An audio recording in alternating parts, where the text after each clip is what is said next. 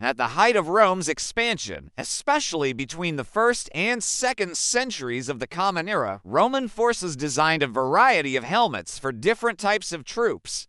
Among the most curious and iconic were the helmets with full face masks, mainly worn by auxiliary cavalry. These helmets weren't just decoration. They had practical, symbolic, and even psychological purposes on the battlefield. Legionaries wore functional helmets, built to protect while keeping vision and hearing clear.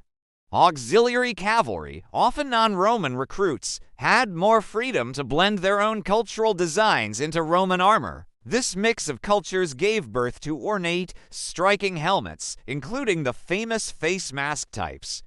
Elite units, like the Equites Singulares, used them as part of their mission kits, whether escorting leaders or carrying out special assignments. One of the most powerful effects of these masks was psychological. Many featured emotionless, metallic faces, idealized, frightening, sometimes even divine. Some carried mythological scenes or fierce animals like lions and griffins.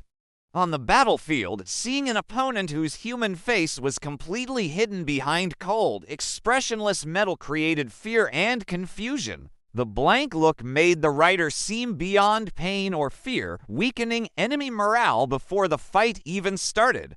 Although many assume these helmets were only for display, they actually had a strong inner core that could withstand sword strikes, spears, even arrows. Models like the Amisa helmet had narrow slits for the eyes, carefully balancing protection and visibility. Some even had a projecting edge at the back to guard the neck from downward blows. The outer decorative shell was fragile and easily damaged, but the inner build provided real protection. Scholars still debate whether these masks were truly used in combat. Some argue they were only for parades, ceremonies, or public cavalry demonstrations.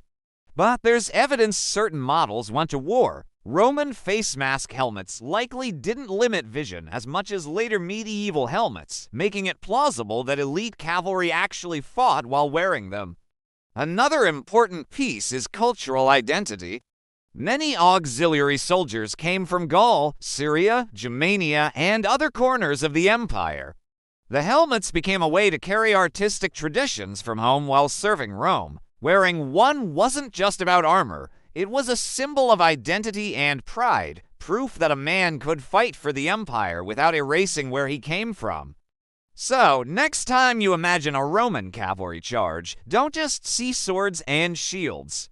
Picture a wall of riders, their human faces gone, replaced by cold metal eyes and perfect, silent expressions, galloping forward like something beyond human. Sometimes, the scariest weapon isn't the one in a soldier's hand. It's what is hidden behind the mask.